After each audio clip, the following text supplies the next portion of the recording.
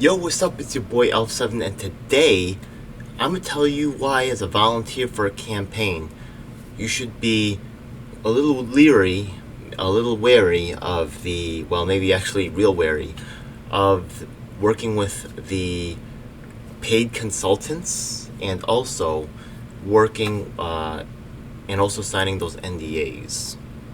Let's get to it.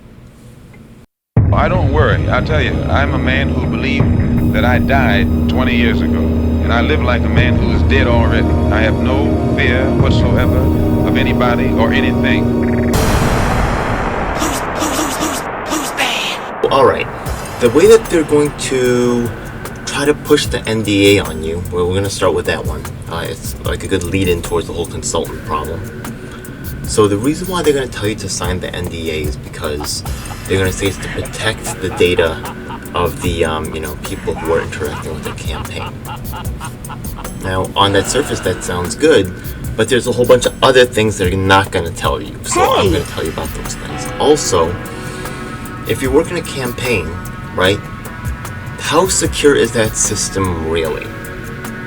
It's not that secure, okay? And usually, actually, it's a funny thing because I have a feeling that the ones who are compromising the system most are the ones who are pushing the NDAs the hardest, yeah?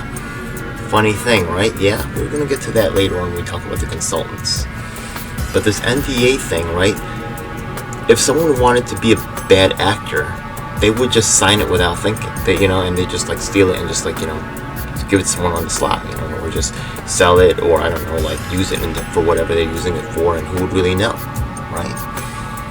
So, first of all, this NDA gives a false sense of security, right? Possibly even being pushed by the person who's trying to make it seem like that's gonna make everything safe. It's not, okay? Also, if you work around campaigns, the amount of security is very low, right? A lot of different people just end up coming in. Sometimes there's fighting going on between different people in the campaign. People do end up leaving, right? The candidate does something, and they just, for some reason, they don't feel like supporting the candidate anymore. That person leaves with all the information. Who knows what's going on there? People coming, going, that's the way it is. People, sometimes campaign staff gets laid off. Sometimes people in high positions, low positions, all over the place. All kinds of things are happening. It's a very chaotic environment. To pretend like NDAs are solving this issue is a joke. Let's start talking about what the NDAs are used for and how they're used in super problematic ways. I've been working with campaigns for quite some time, and the thing that I've seen is that the role of NDAs has expanded, and there's very little discussion about this.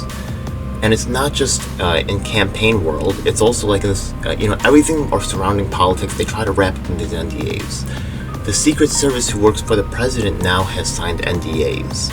So now if the president is off having fun on Jerry Epstein Island, they've signed NDAs and they can't talk about it. You see how NDAs are used to protect those in charge or with authority from accountability or from any responsibility whatsoever? A very common thing you're going to see in organizations that push this NDA super hard is a very strong top-down leadership. Often they'll try to prevent one side of organization from talking with another side, even if they have, the best goals of the organization in mind. They are trying to control everything. Watch and see if this is not true. Yeah? Okay.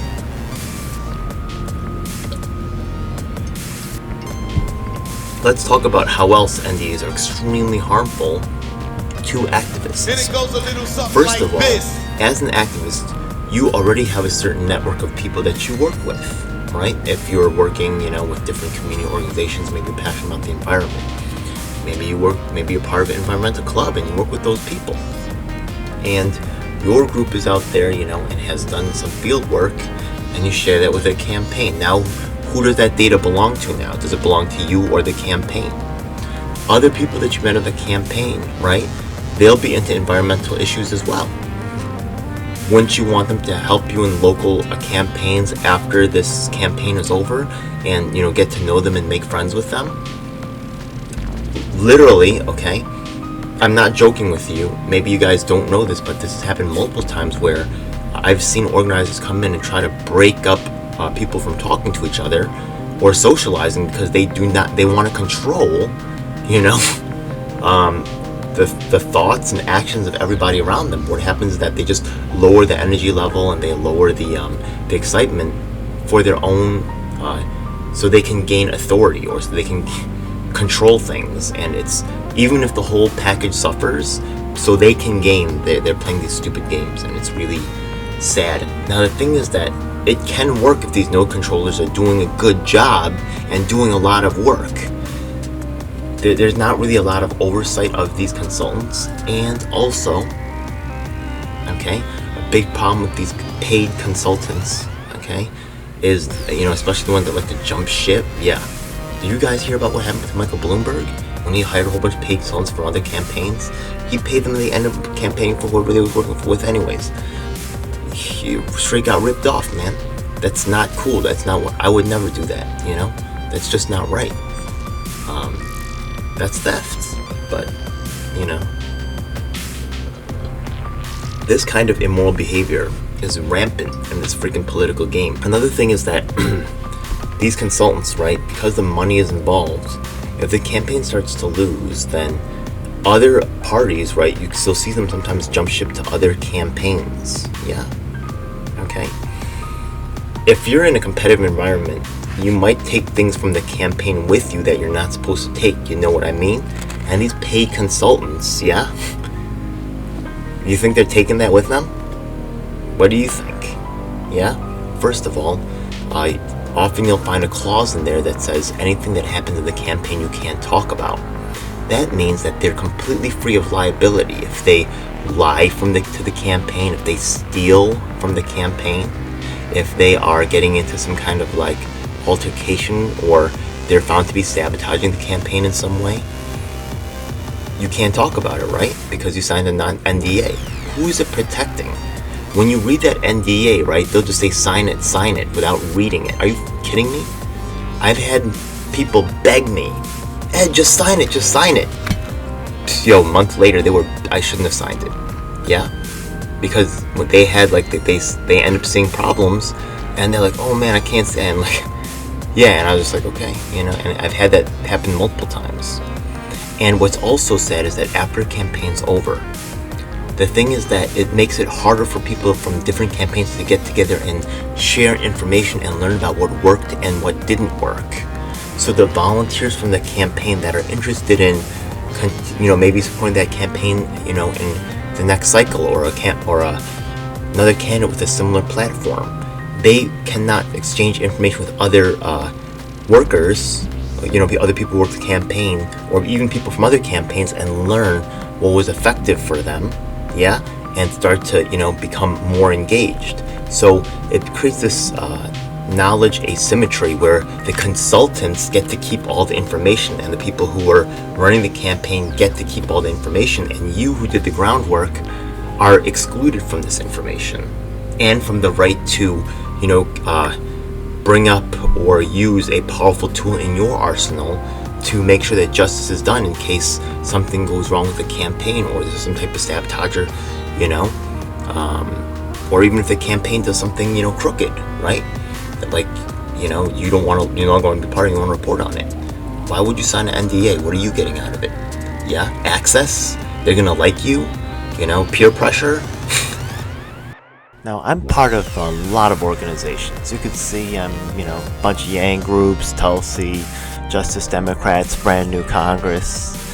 And, well, until recently, I was part of MPP. But they decided to get rid of me. So they said this was one of the reasons, this paperwork, whatever. Anyways, Jen Pellman's running for Congress right now. I'm involved with helping her get elected. It's really important. She's trying to unseat Debbie Wasserman Schultz. You know, she's our favorite congresswoman from Florida that likes to throw elections, so we got to make sure that she doesn't get reelected. Alright, so I hope you guys enjoy this video. Make sure you get involved with phone banking tomorrow. Yeah, first thing in the morning. Have a good one. Peace. These videos are independently produced and funded, and your support is deeply appreciated. Liking the video and subscribing helps the channel, and ringing the bell icon will keep you notified as to when we upload new content. You can also check out our other social media platforms. We'd love to hear from you. We also have our event calendar, links in the description. On our Reddit, you can come in and get on the conversation and check out some of the memes. Like and share, it really helps us in the YouTube algorithm. Every week on Sunday, we have a live online meeting where you can join us in working to create and nurture the change that we need. I'd like to invite you to check out some of our other videos. Until next time, may all your actions bring you success. Stay focused, stay strong, and reinvest in yourself as well as your community. Together, our efforts can be greater than the sum of the parts.